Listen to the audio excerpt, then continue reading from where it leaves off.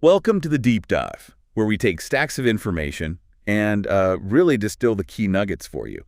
Today, we're getting into something pretty fundamental. Yeah, really foundational for understanding cause and effect. Exactly. We're diving into causal inference, looking at tools like linear structural equations and these causal diagrams. And this deep dive, it's really about giving you a shortcut to a, let's say, robust understanding. We're exploring a framework that helps figure out not just what happens, but why. And how to avoid drawing the wrong conclusions. Crucially, yes. So our mission today is basically to equip you with tools to think more clearly about causality. Helps navigate all the complex info out there. Ragnar Frisch, an early pioneer, he put it nicely. Oh, yeah. He said, the scientific problem of causality is essentially a problem regarding our way of thinking, not a problem regarding the nature of the exterior world. That's a great quote. It really frames it. We'll unpack this, look at some history, a really interesting example where conditioning goes wrong, and apply it to the wage gap. Okay, let's dig in. So first off, these linear structural equation models sounds a bit technical. What's the core idea? Why are they so powerful? Well, they came out of econometrics, mostly back in the 1920s to 40s. People like Sewell and Philip Wright, Tinbergen, Havelmo. Right. And what's really fascinating is how closely they relate to other big frameworks, like the potential outcomes stuff you might hear about, maybe Rubin's model. Okay. They're all wrestling with the same basic idea: what would happen if things were different?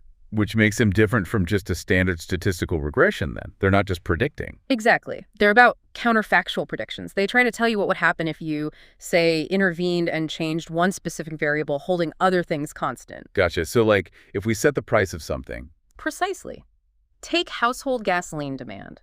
A structural model wouldn't just say, lower price, higher demand. It describes how demand would respond if we could magically set the price. Okay. And it accounts for other things, like household characteristics, and also, importantly, these random, unobservable factors, we call them stochastic shocks, little variations. So the unpredictable stuff that also affects demand. Yep, those quirks. Now, for these counterfactual predictions to be, well, believable, there's a key assumption, right? Yeah. Something needs to hold true. Yes, absolutely. It's called conditional exogeneity. Bit of jargon, but the idea is pretty simple. Okay. It basically means that once you account for the things you can observe, like those household characteristics in the gas example, the variable you're interested in, like price, isn't secretly correlated with those hidden random shocks affecting demand. So the price itself isn't determined by the random demand fluctuations once we factor in the known stuff. Exactly. And if that condition holds, it's a big if, but if it holds, then the parameters in your structural model, like the effect of price on demand or the effect of household traits, they actually line up perfectly with the coefficients you'd get from a simple linear regression. Whoa, okay. So under those conditions, a standard regression isn't just correlation anymore. It's causal. It can have a causal interpretation. That's the power of it. It bridges that gap. That's huge. Okay, so to make this even clearer, we can draw pictures of these models, these causal diagrams, or DAGs. Yes, exactly. Directed Acyclic Graphs. They're incredibly useful for visualizing the assumed causal structure. Like blueprints for causality. Kind of, yeah. For the gasoline example, you'd draw node circles for price, P, household characteristics, X, and demand, Y. Okay. Then arrows show the causal flow. X influences P, P influences Y, and X also directly influences Y. And those parameters we talked about, the effects, they sit right on the arrows. And looking at that diagram, you can see how things interact. Like the direct effect of price on demand is one arrow, but then you see X affecting both P and Y. Right. That PXUY path. That's what Judea Pearl called a backdoor path. Backdoor path. Why backdoor? Because it represents a non-causal association between P and Y that runs through their common cause, X. It can fool you into thinking P has a bigger or smaller effect on Y than it really does. So how do we deal with that? How do we isolate the true causal effect of price? Well, Pearl's work showed that if you control for X or adjust for it statistically... You mean like hold it constant in the analysis? Sort of, yeah. Statistically accounting for it. Doing that effectively closes that backdoor path. It shuts down that non-causal connection, letting you see the direct PY effect more clearly. Okay, that makes sense. You block the confounding influence. What about the effect of X itself on Y, the household characteristics? That's interesting too. X affects Y directly, that's the XY arrow, but it also affects Y indirectly through price, XPY. Ah, right. Two pathways. The total effect of X on Y is the sum of both. Now, crucially, if you look at the diagram, there are no backdoor paths from X to Y that need closing. So you don't need to adjust for anything else to find the total effect of X. Correct. And in fact, if you did adjust for P in this case, you'd actually block the indirect pathway. You wouldn't get the total effect of X anymore because P is an outcome of X. It's on the causal path from X. Wow. Okay, so controlling for the wrong thing can mess things up too. Which brings us to this idea of conditioning sometimes being bad. Collider bias. Exactly. Collider bias, or sometimes called selection bias. This is where things can get really weird and counterintuitive. How does it work? Give us an example. Okay, imagine a really simple world. Let's say talent T and maybe bonhomie, likability B, both cause someone to become a celebrity C. Okay, talent and bonhomie both lead to celebrity. Right. But let's assume talent and bonhomie don't affect each other directly. Being talented doesn't make you more likable or vice versa in this simple model. Got it. Independent causes. So if you look at people in general, randomly, you wouldn't expect any correlation between their talent and their bonhomie. Makes sense. But what if we only look at the celebrities? We condition on C. Now it gets interesting. If you only look at the people who achieved celebrity status, you might suddenly find a negative correlation between talent and bonhomie. Wait, why negative? They don't cause each other. Because within that selected group of celebrities, think about it. If someone has relatively low talent but still made it, they must have had high bonhomie to compensate, right? Oh.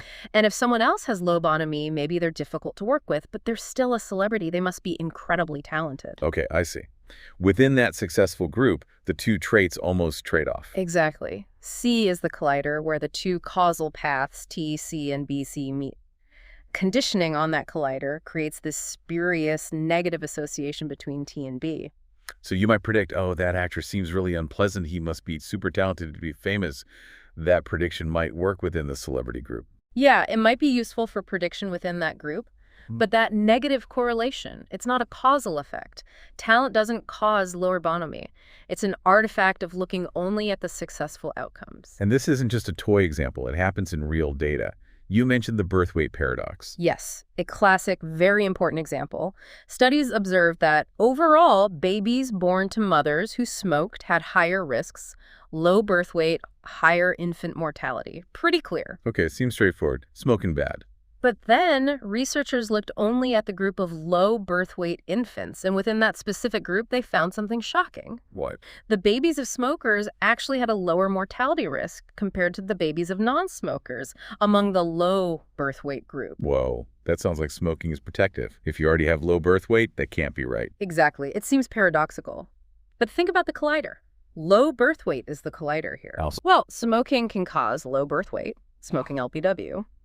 But other things, other competing risks, maybe genetic issues, severe health problems for the mother, things like that, also cause low birth weight, other risks, LBW. And these other risks often also cause higher mortality, other risks of mortality. Okay.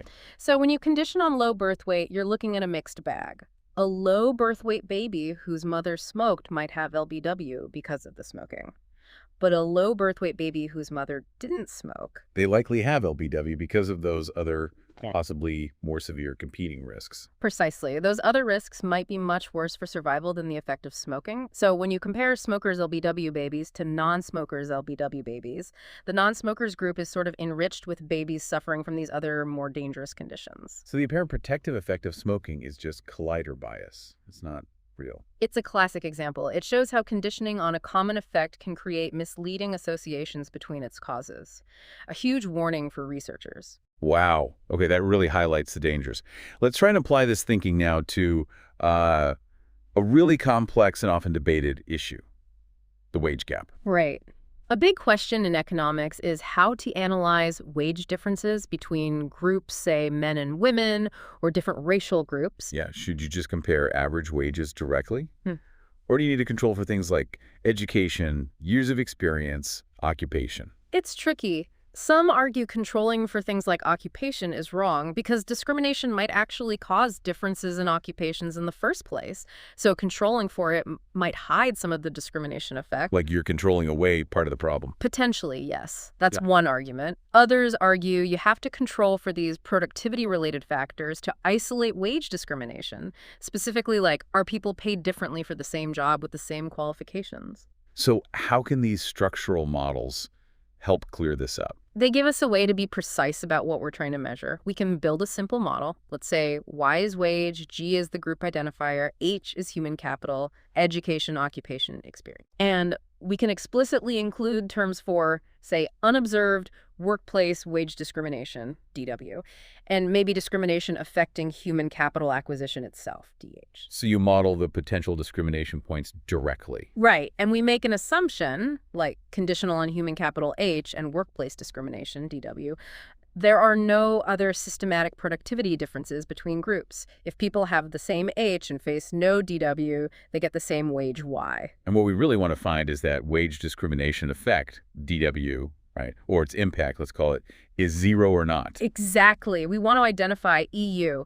Is there unfairness in wage setting itself? So does the model tell us how to estimate E? Yes. And here's the perhaps surprising result from this kind of structural thinking. Yeah. A standard linear regression of wage Y on the group identifier G and human capital H. Just a regular regression. Yep.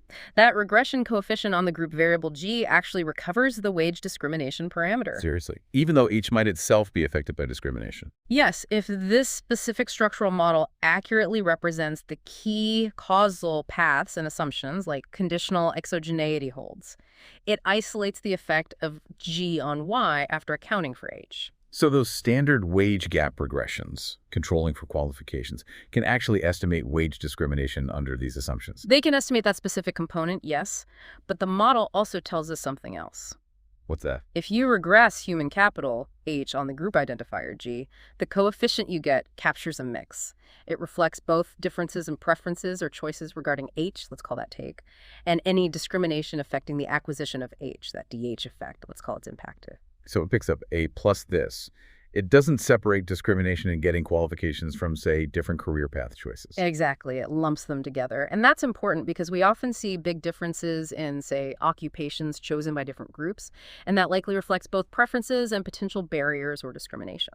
Okay, so controlling gives you wage discrimination, but regressing H on G gives you a mix, Al plus.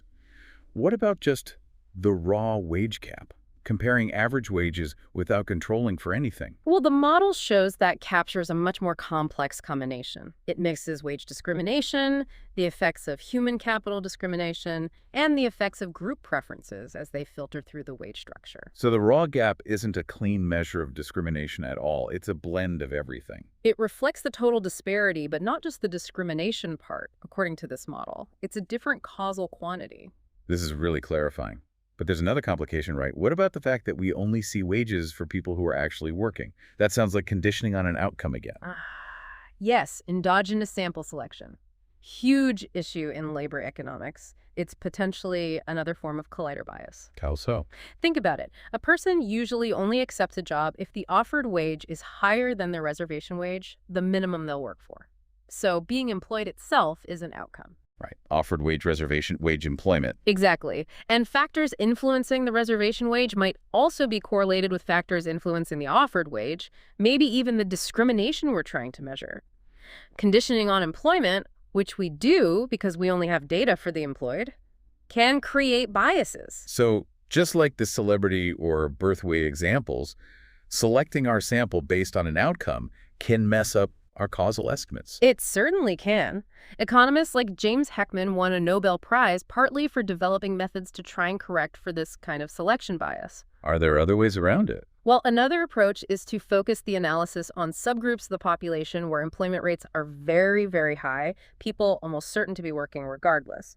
The idea is that selection bias might be less severe in those groups. And do studies doing that still find wage gaps? Yes. Studies like those by Mulligan and Rubenstein, even focusing on such samples, have often still found evidence of wage gaps, suggesting that while selection bias is a real concern, it likely doesn't explain all of the observed disparities. What a journey. From the basic structural equations and diagrams through conditional exogeneity, spotting those tricky colliders. Yeah, the pitfalls of conditioning. And then applying it all to something as complex as the wage gap. It really brings home that quote you liked earlier from Frisch. That causality is about our way of thinking. Exactly. It's about building these mental models, these structures, to interpret the data, not just letting the correlations speak for themselves. Absolutely. We saw how conditional exogeneity is key for giving regression coefficients a causal meaning, and how things like collider bias can lead you wildly astray. The celebrity example, the birth weight paradox, they really stick with you.